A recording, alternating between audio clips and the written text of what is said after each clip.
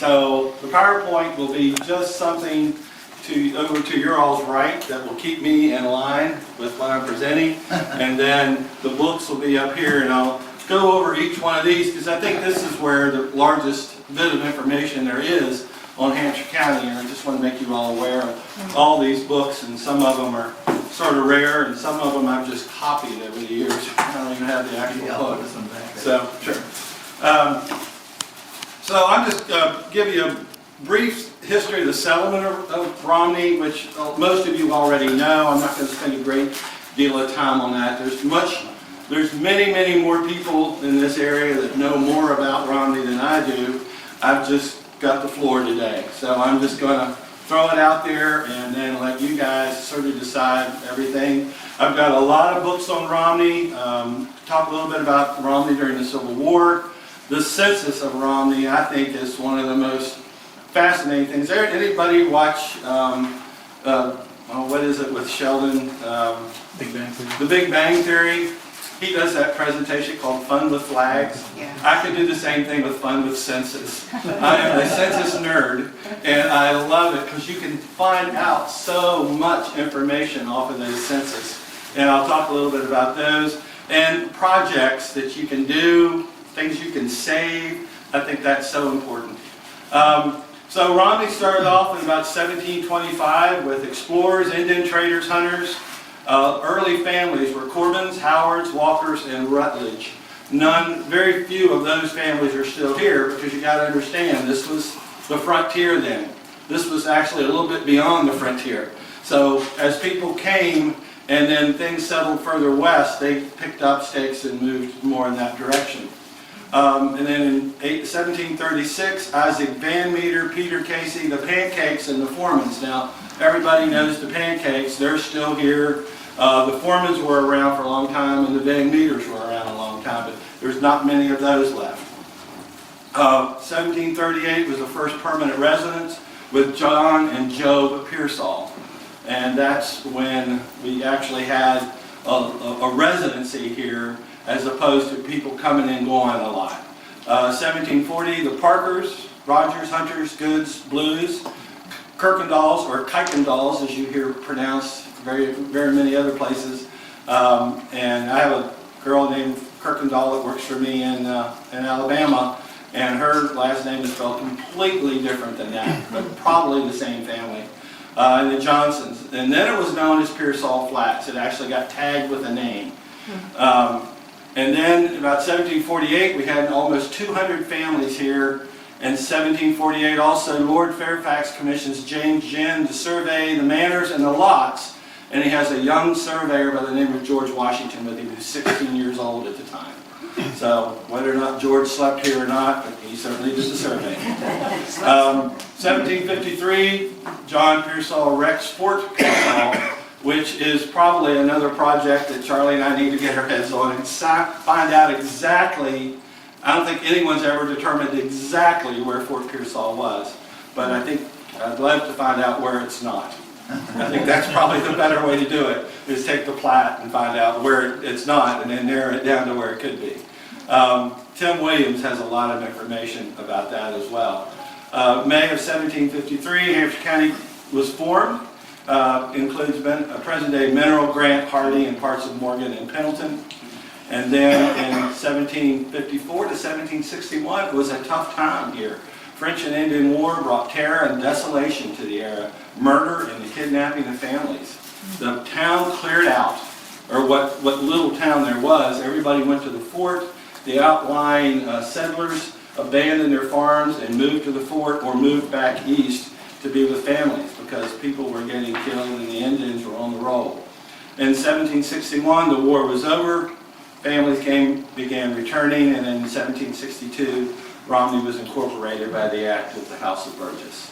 So that's sort of an overview of Romney, how it started, where it is today. The wooden courthouse was built in 1763 over here on lot 66, which is where the courthouse is now, and it was replaced with a brick structure in 1837. So that's, like I say, a brief history of the whole thing. The heritages of the families, Holland Dutch, which would be The Kuykendalls, or the Kirkendalls, were a Dutch family. German, my family wasn't here they settled on Timber Ridge down on the Hampshire, Frederick County line, but they were German, Irish, Scotch, which would be the Blues, the Scottish side, I believe, and English, a lot of English families here, because Romney was named after our English port, and Hampshire was named after the hogs of England. That was the Hampshire hogs, and that's how they, so look at the hog, let's name it Hampshire County, and that's how that happened. So, town names. It started off as Pearsall Flats, then it was referred to as Fort Pearsall, then became Romney, and then during the Civil War, it became known as Camp Key or Camp Kelly, simply because the tradition within the Union Army, whatever the commander of the garrison or the brigade or whatever was here, that's how the letters were addressed. So they were addressed to Camp Key or Camp Kelly, based on General Key or General Kelly being in charge of the troops that were here. And there was a lot of that going on in here. During the Civil War, it changed hands 56 times. Now, the book that you can get here, right out here in the Visitor Center, Devastating Hand of War, actually knocks that back to 8, based on the true meaning of change of hands. Because you have to actually have an occupation, a real occupation, and then leave, and then have another occupation to be called a change of hand. And the story goes, people just yeah, trooping through. exactly. The story goes that the Confederates fixed breakfast, the Yankees came in and ate it, and then the Confederates decided they were going to come back. They came in, did the dishes, and fixed lunch. So that would be 4 change of hands right there. So that's just one of those stories I heard over the years. That's how it got this 56 times cranked up. So Dr. Sauer does a great job of detailing everything. That's a great book. And like I said, it's for sale right out there. In this Bicentennial Book, it gives the names of 681 Confederate soldiers that were members of the Confederacy during the war. So 681, and it's still short because my great-grandfather Dan Oates was a Confederate soldier and he's not in here. So I know there's at least 682. So there could be certainly be more than that. John Blue's experiences were something that I didn't even know much about other than my time with Catherine Long in 8th grade West Virginia history. And she talked a lot about it, and then I stumbled upon the experiences that he wrote in the Hampshire Review back in the 1897 up to 1901, and thought, wow, that's a book. And went on and got that edited and printed and published. So that has a tremendous amount of information in it. United Daughters of the Confederacy, which was the group that formed very quickly after the war and did the monument down at the cemetery. One of the first, if not the first, monument erected to the Confederacy after the war. And if you put that in context of an occupying country erecting a monument to a defeated enemy, it's pretty amazing that it got erected in 1866 and not 20 years, 30 Like, years, is 40 that years treason? later. Yeah, well, yeah, I mean, it was from, and I think it's in one of these books somewhere about how it was made by the Geddes brothers in Baltimore. It was, after the monument was erected, the Southern Rights, this is the last 2 words on the monument. Those, when you look at it, those are in a different font than the rest of it. So they made the monument, crated it, sealed it up, ready for shipment up to Romney. The workmen came in after hours so no one would see them. They opened up the crate, chiseled in Southern Rights, and then sealed it up again and said, here, because you didn't mention Southern Rights in 1866. That was done. They were done with it. So, if you look at that on the bottom, you'll see the font's a little different. Okay, the books. Maxwell and Swisher. These guys, a lot of people, I mean, Swisher's a Hampshire County name. A lot of people think Maxwell and Swisher were Hampshire County guys that wrote the history of Hampshire County, just like I did John Blue's book. Maxwells fishers were out in Taylor County and in the Grafton area, and they had a business where they roamed around West Virginia, moved into an area, did the history, went back, published it, and then sold it. And they have other county histories in the state of West Virginia. And if you go to McLean Printing Company in Parsons, they have a really cool store there. That's where I got my Hanging Rock Rebel published, and where Dick Ansel did his Forts Along Potomac is McLean and Parsons. And there'll be other county histories by Maxwells Mission. So they do and they had a template which they used, and they followed the template here. And this is the original edition. I'd sell the reprint now, but this is the original. What's the edition. difference? The original doesn't have an index, and the other one, the new one, does. And Who added the biographies at the end? You know? well, they're in this one. They are, Yeah, because they're not in the one I... yeah, they're in this one. So I think this is the first edition. So I don't know how they. This is 1897. So I don't know. I think there may be A couple different editions. versions of the first Yeah. edition, because Cool. we have one with the index and one without. Yeah. I If thought I maybe sell my new one, which I have here, I went in and copied the index, and I'll give that index to whoever buys the book, because otherwise they wouldn't have an index. So, and I think it's pretty much the same. Historic Romney was a WPA project back in 1937. And the neat thing about this is just the fact that it was written in 1937. So they had a lot of people still around who knew history of Romney then. And some of them, if you can find them, I've got one for sale today, but it doesn't have the original plat map in it. But the originals came with the original plat map of Romney, the original 100 lots. And so if you've got one of those and you got that, you're in pretty good shape. That's a good one. And then in 1962, they did, the Bicentennial Committee did this book, which is, I think, pretty good. This has a lot of good information in it, good stories, has a lot of Lieutenant Blues stories in here, Civil War, a lot of really cool pictures, old pictures of Romney. I bought this at Madeline Blues auction, and someone had gone in and copied the original book and then spiral bound it. And I have one of the originals, but I don't travel with it. I have just like this, and there's like one of the. This picture, this old Civil War veterans, was taken up on the front porch of the funeral home. And there's some of the old timers, the Confederate veterans, about 1920. Which funeral home? Up here where Carter is. Yeah. So you can tell by the front porch it's the same place. But list all the names of all the soldiers there, which I think is pretty cool. Let's see, what's the Bicentennial Book? Historic Hampshire was done once again by a group who formed here in Romney. It was the Bicentennial. Let me see here. The Hampshire County American Revolution Bicentennial Incorporated did this book. I've looked into reprinting it, but I was met with some resistance about doing that.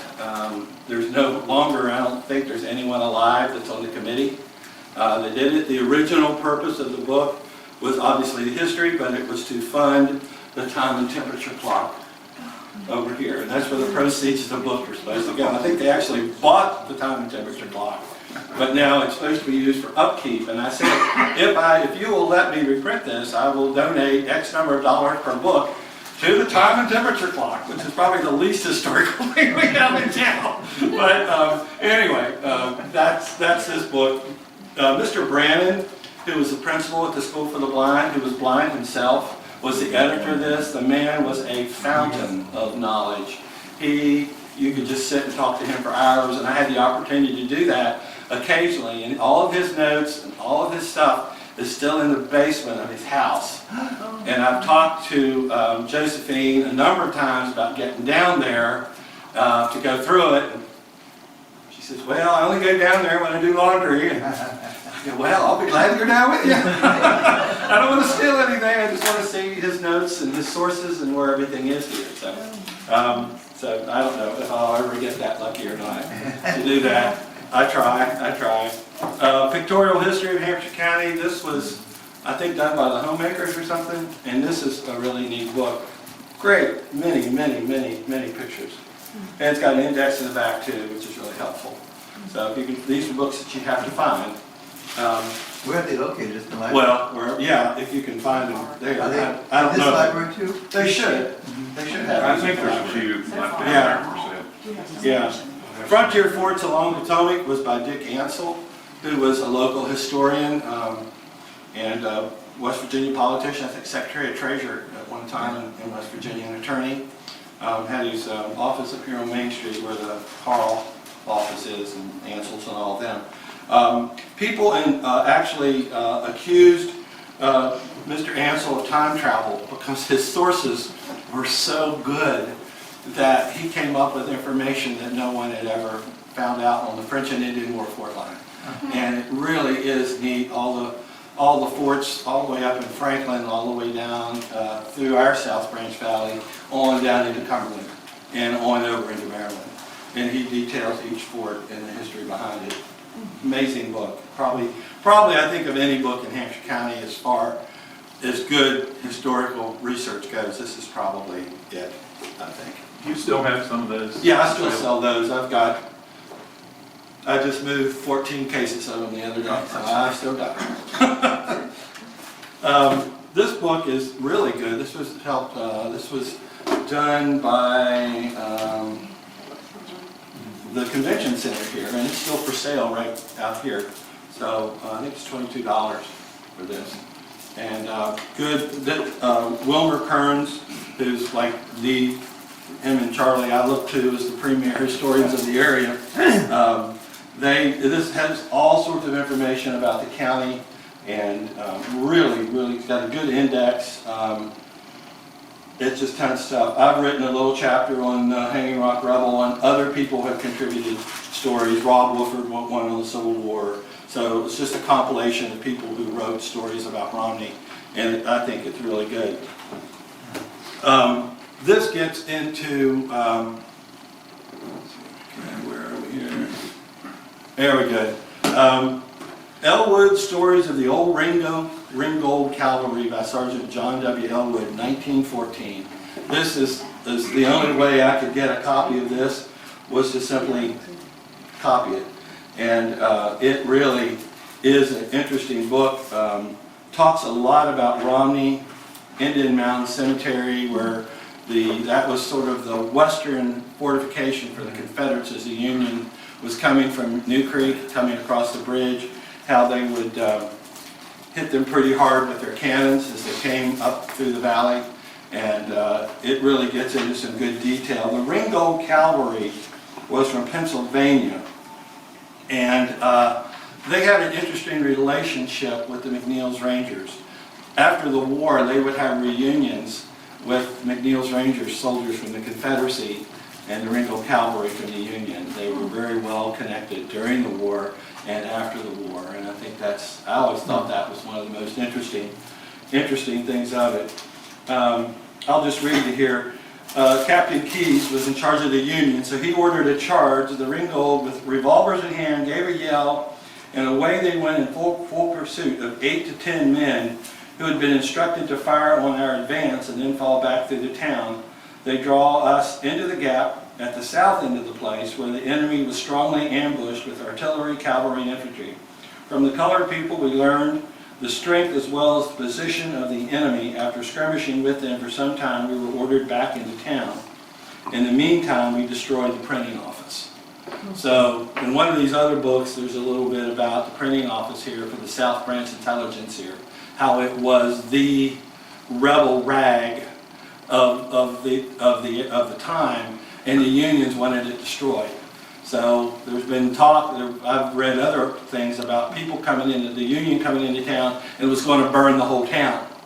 But the Union officers decided, no, we're not going to do that. And they just destroyed the South Branch Intelligencer, because that was the rebel rag at the time. Very very much responsible for recruiting soldiers to the Confederacy to fight. So one of their offices was literally right across the street, but I don't know. So the cavalry was based here, the Ringgold? Well, no, they kept coming through. Oh, from And where? one of those 56 times. Oh, they were from which side? They were Union. Yeah. They were from up Pennsylvania. Oh, I see. Yeah, they would keep coming down. I wrote the Stonewalls, written by, guy's name was John Kidd Douglas, but he was on the staff, Henry Kidd Douglas, he was on the staff of Stonewall Jackson. So there's a lot of information in here about that. This you can still buy on Amazon. Yeah, it's still available. So I thought it was one of the better books that you could get.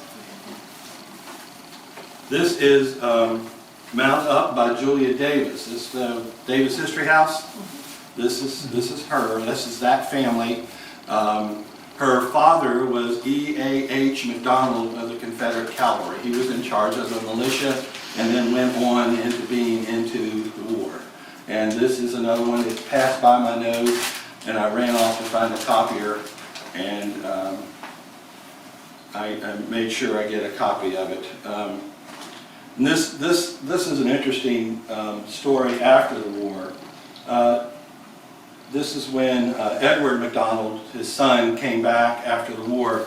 During the wait, the town held a large public meeting at the Presbyterian Church, which Edward attended. Romney lay inside the borders of the new state of West Virginia, but the town had been so divided in loyalty, had so many Southern sympathizers that it was in danger of being included in the Military One district as Virginia was.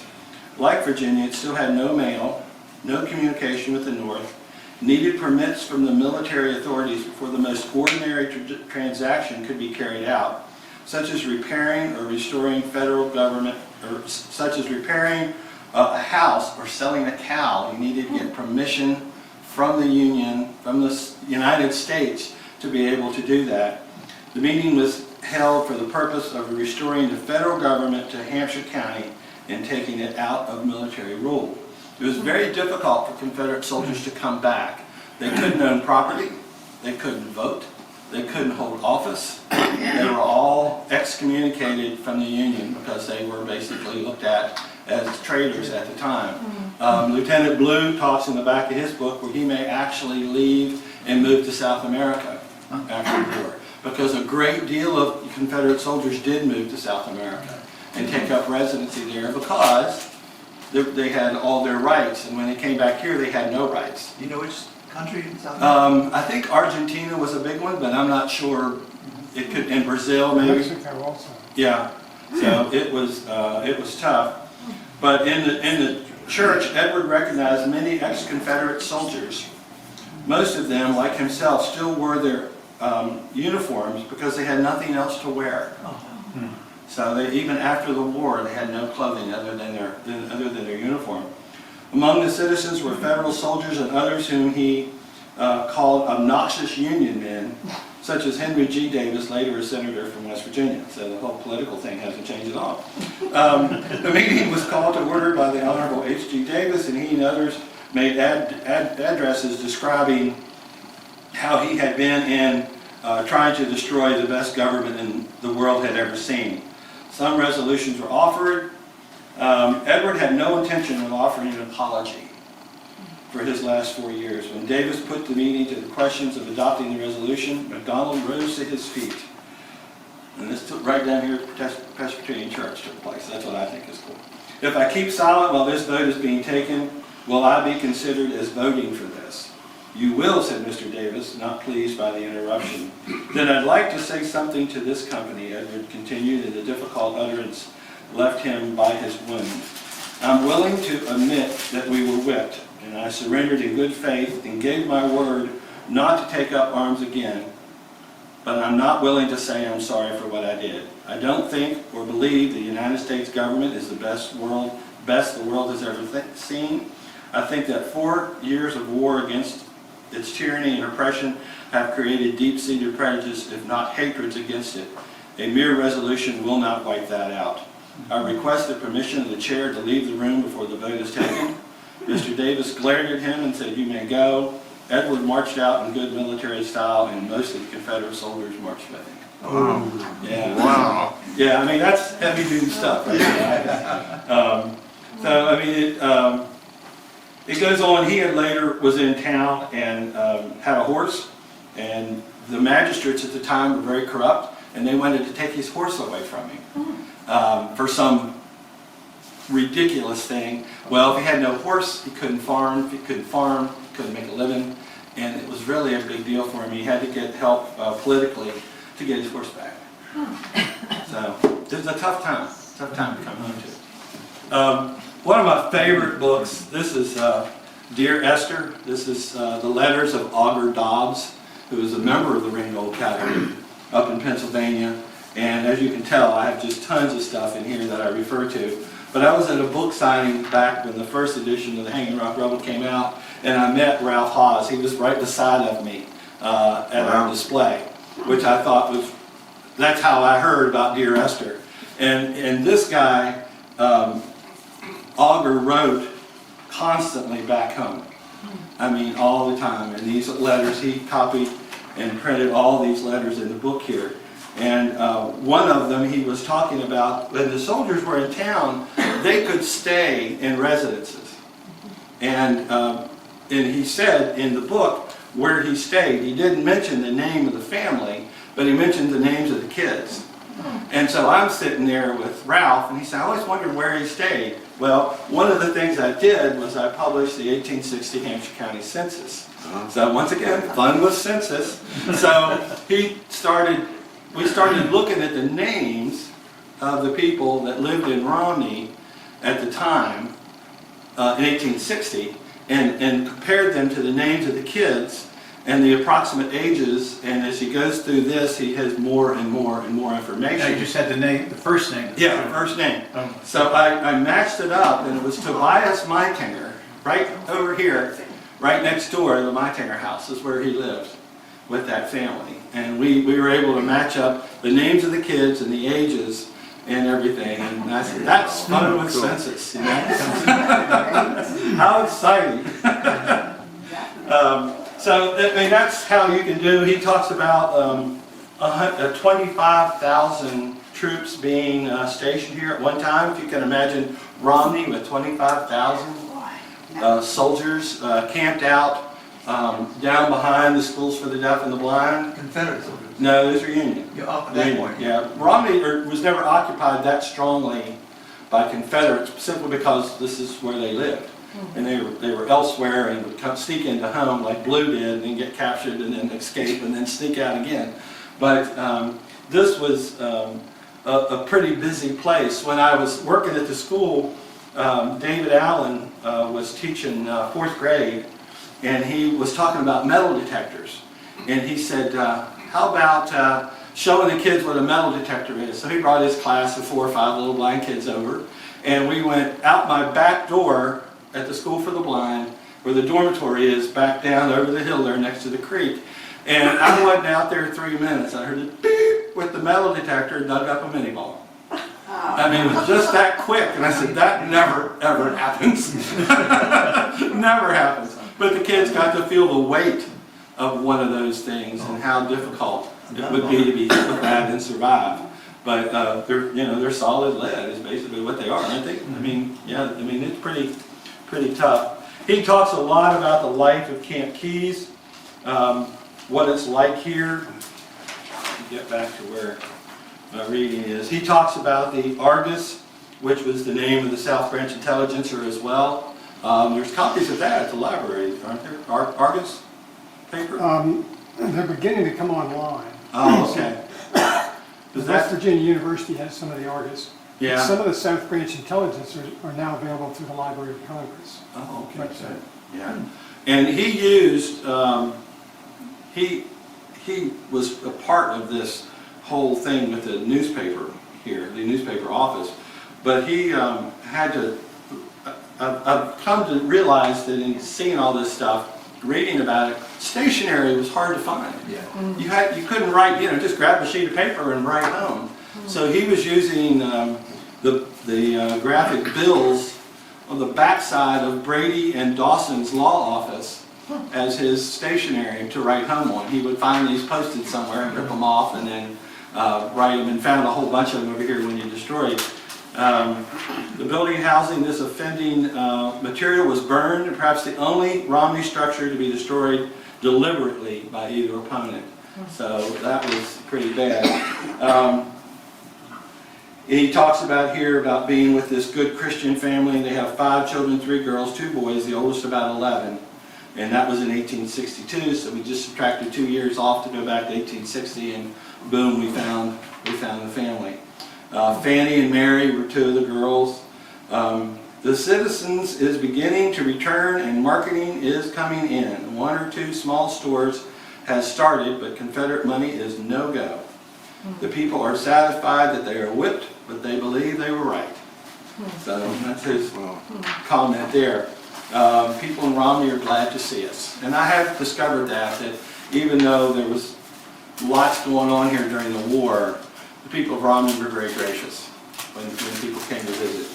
And this is life here he wrote this on June the 7th of 1863. There was a good drop of warring, quarreling, contending, lying, with a small sprinkle of stealing, babbling, wrangling, debating, cussing, swearing, with a little dab of fighting, drinking, with a considerable dip of whoring, and some 7 or 8 other ings going on in and about camp, which is not fit for me to write to you about. So it was a crazy place. It was truly a crazy place. Soldiering is very monotonous, particularly camp duty. I have 2 watches to stand for 2 hours each in 24 hours. You see, I had 28 hours to stand, but I feel too lazy to ride.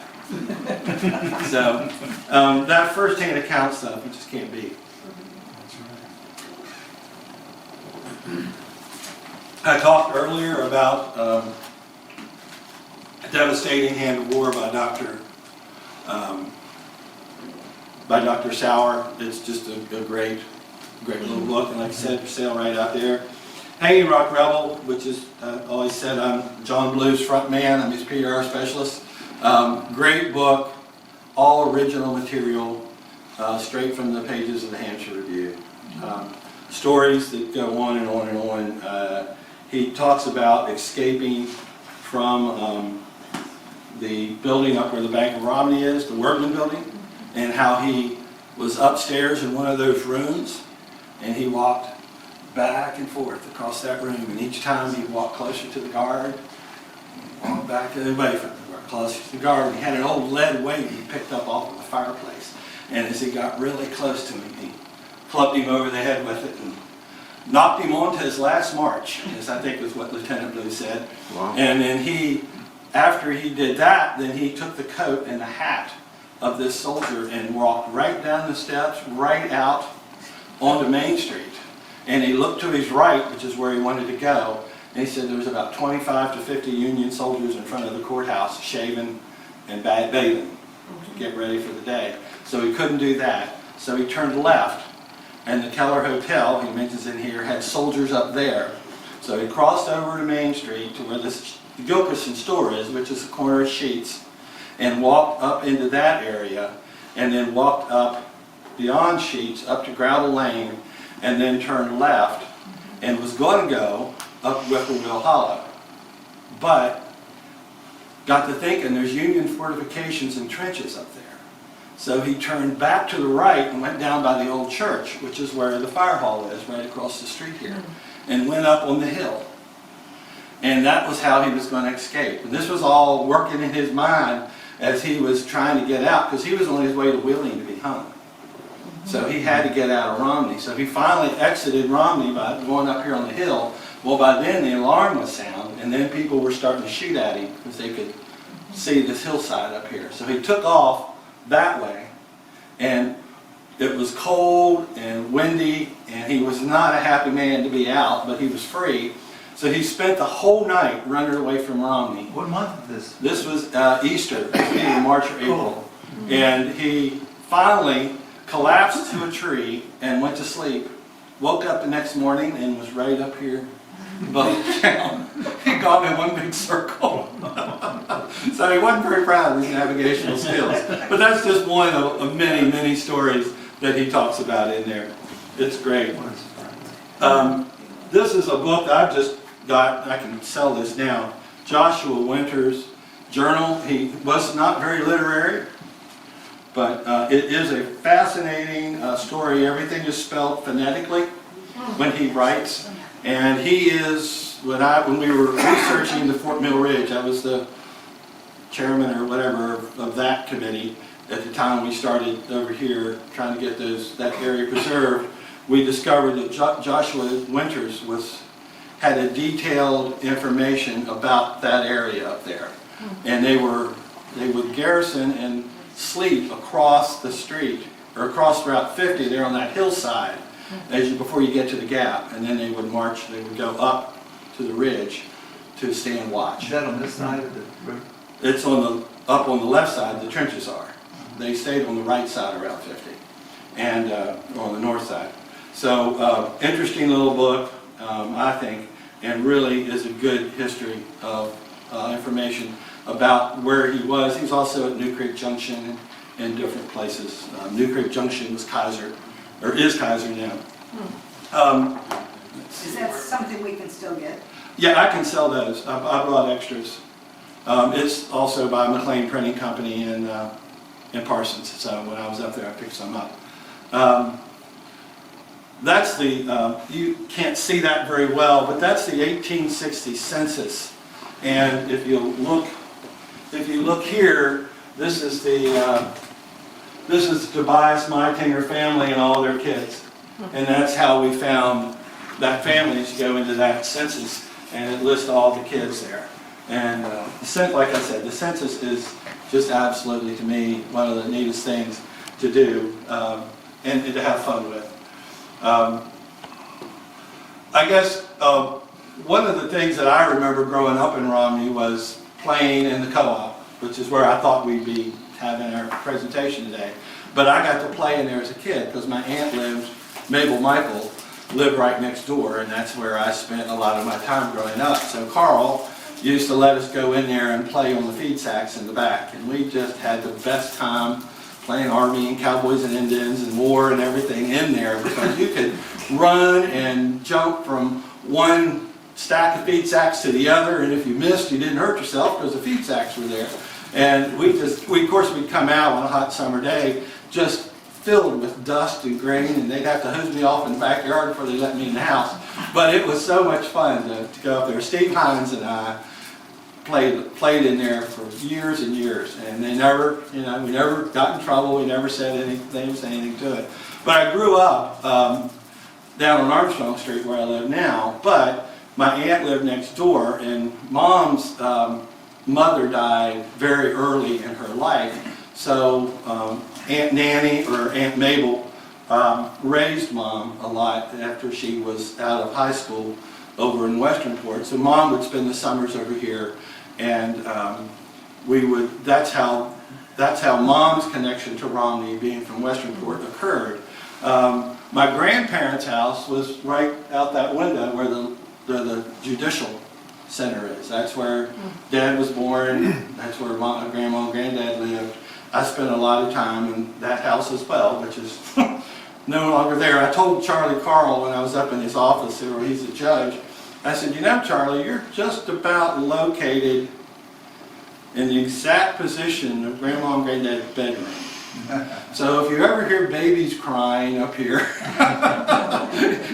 you're right at the right height and you're right on the sidewalk. So I said, if you hear babies crying, that might be the Oates family calling to you. So, and then the Meitinger house, which is right back here, that was completely dilapidated in my day. Completely. And it was, anytime you walked in the door, it could have collapsed on you. It was that bad. And of course we were told never to play in there. And as soon as everybody left, all the adults left, my sister and I and anybody else in the neighborhood would go in there and play. And we just had the best time in there. And I can remember pulling out little relics. I had them in a little tin box I found. And when the Stelling family redid that and refurbished the house. I gave that little collection of items to Becky Stelling, who I graduated from high school with, who was one of the crafts people in there. But then I found out later, as I came back to Romney in the 80s, I ended up renting a room over there and had my antique business and chair caning and everything over there, and I worked in that second building back for over a year and a half, refinishing furniture and caning chairs and stuff. So I ended up back there again. This is probably one of my favorite teaching stories that I had. The Western Auto Building, you all remember that, where that was? Down here where the Advanced Auto is. I had a student at the School for the Blind who was blind, totally blind, smart girl, high school senior, and I was always challenging her with things. And a lot of you people will think I'm cold-hearted as I tell you this story. I was a mobility instructor, so it was my job to take kids around the town, teach them routes, teach them how to cross the streets, traffic patterns, and the whole deal. So Helen was real smart, and she thought she was real smart. And I'm always trying to think of things to challenge her. At the same time, I was on the city council, and I had heard during the city council meeting that the Western Auto Building was going to be demolished.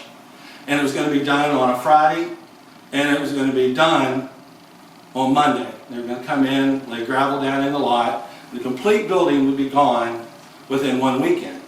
So I started working on the route with Helen to go to Western Auto. And the Western Auto store was right on the sidewalk to where you could just, right on the sidewalk, turn in, and you're right there at the door after about a 3-foot recess in. So Helen and I did this route, and as part of that, you have to know what side of the street you're on, if you're headed north, south, east, or west, how to cross at the main crossing here, how to do alternate routes. If one route's blocked, how do you go another way? So we did the whole thing, knowing the date that they were going to tear it down.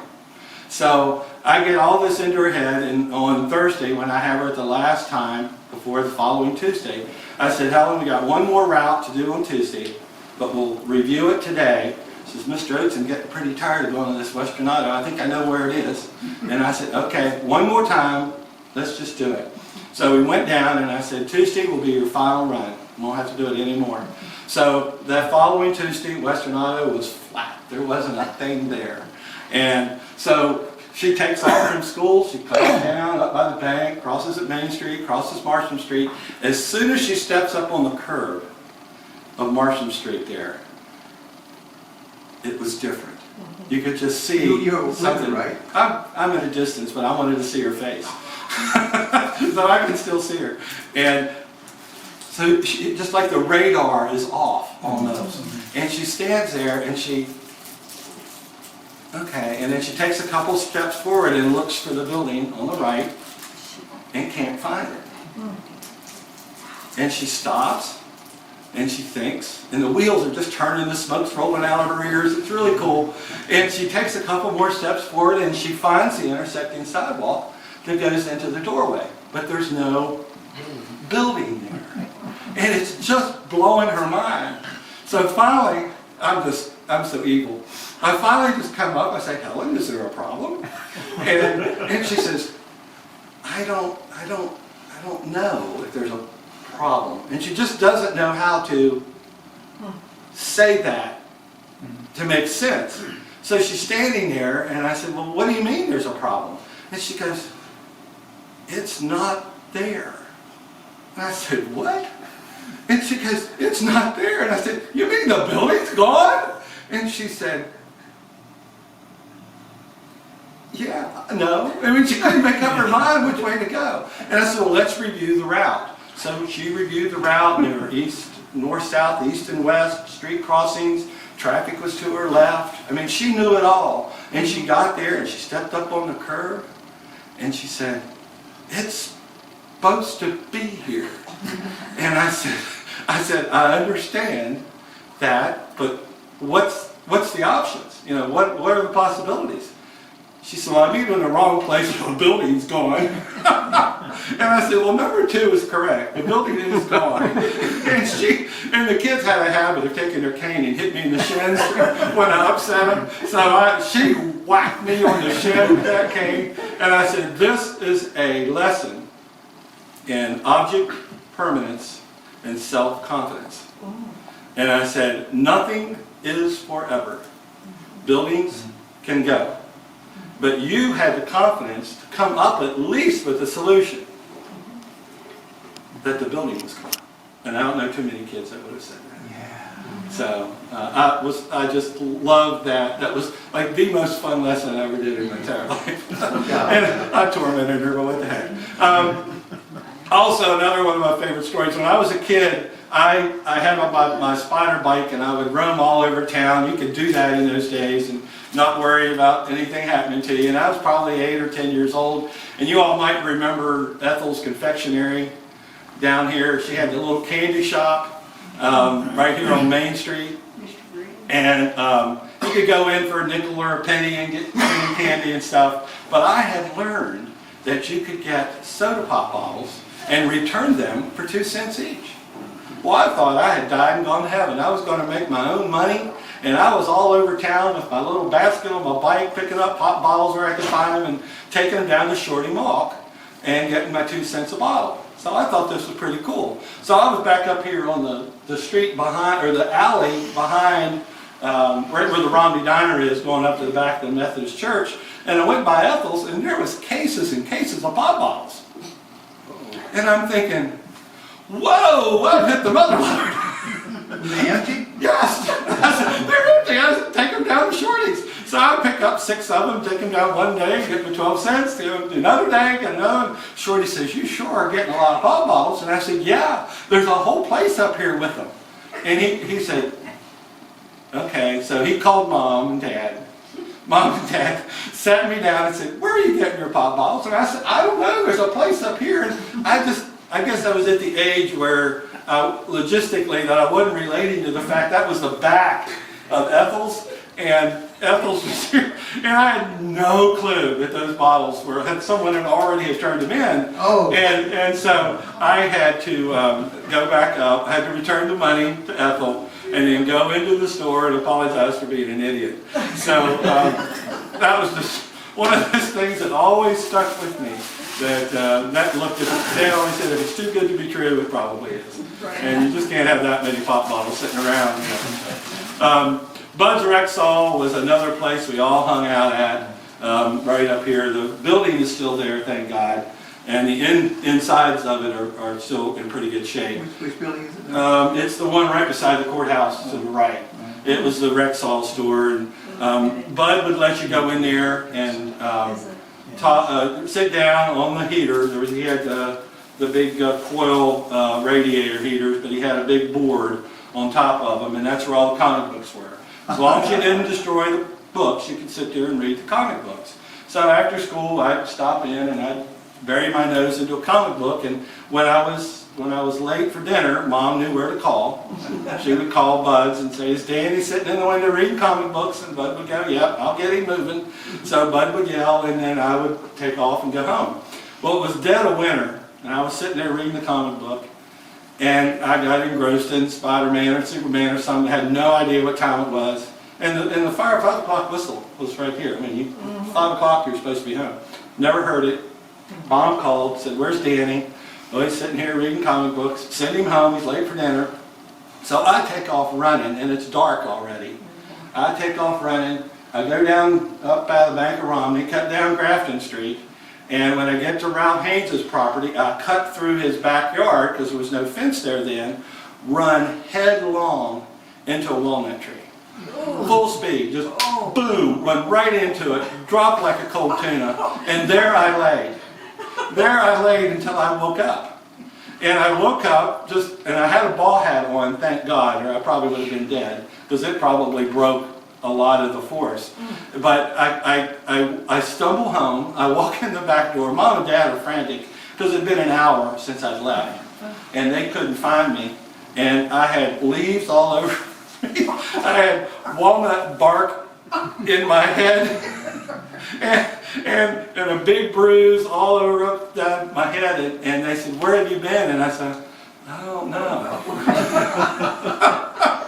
Discovered my hat there the next day in front of the tree, and that's how I figured out that I was there. But that was life in Romney as I grew up, and that was pretty cool. More fun with the census. I think this is probably one of the last things. When you look at the census, and that's really too small for you to see the names, but this is the area in 1940. 1940 was the last census available to the public. They only release them every 75 years. So 1950 census will be available in 2025 to the public. But so here is Bill Michael, my uncle, right here, and his wife Mabel. And down here is my mother, Ann Cave, C-A-V-E was her maiden name. Well, she lived right, they lived right over here. Uncle Bill owned the dry cleaning shop between the first house and the co-op there. There's a little, I think it's an antique shop now. And that was the dry cleaning shop. So that's where Mom spent a lot of her time as a teenager and young adult, was over at that house. Well, it never really hit me until I was looking at the census.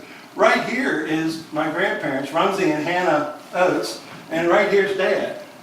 So they were literally living beside each other the whole time. And Dad's job, out here where it says, out here is the occupation, he's a presser at the dry cleaning shop. So he had his eye on Mom for a long time there. And it just all sort of struck me as interesting that you can, and the same thing can happen back in 1860 when you look at the census and you see families living beside each other.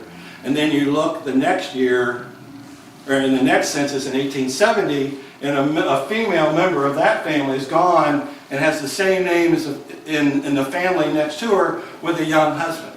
And you say, oh, well, she married there. And then you can back that up with a marriage record, and you can start connecting the dots. And when you go into cemeteries with the census, you can really connect the dots because you can see how a family plot is related to where people live. So when I published that census, Dr. Kearns was my mentor. So I typed the whole thing up, and I thought, well, I'm going to type the whole thing up and do it alphabetically. Because in that way, you can look right in here and see all the names. Charlie's laughing because he knows how stupid that was. But you can go in and type up all the names in the census, 13,000 and some odd names. I typed up alphabetically. I showed it to Dr. Kearns. I was so proud. And he goes, Dan, what'd you do that for? And I said, well, I just thought it would be easier. He says, well, it's not easier than doing an index. And he says, if you don't do it by the order in which the census taker took it, just like that, then you lose the relationship between families. So I said, oh, let me type that again. So I went back and typed the whole thing over again. Consequently, I became to know more people in 1860 than I did in current day Romney. It was just like, but at the time I was really focused on that. And then as I started typing, I started thinking, all these people are getting married and there's no information about who their wives were. So I said, maybe if I took another 2 or 3 years and did the research, I could come up with all the maiden names of everybody who was in the census. I fell short, but I still had over 900.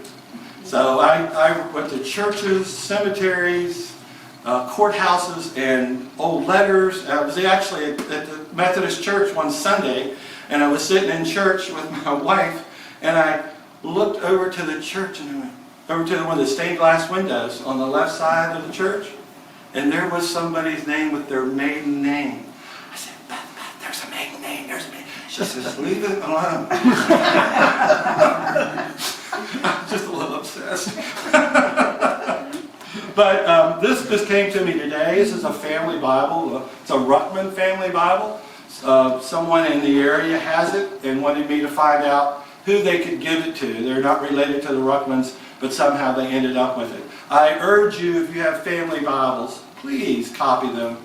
Lay a copy in the library up in the genealogy room so people have it. This goes all the way back to 1866. And it's just filled with tons. Actually has a history of how the whole Ruffin family started. And they came over in 1660 from Wales.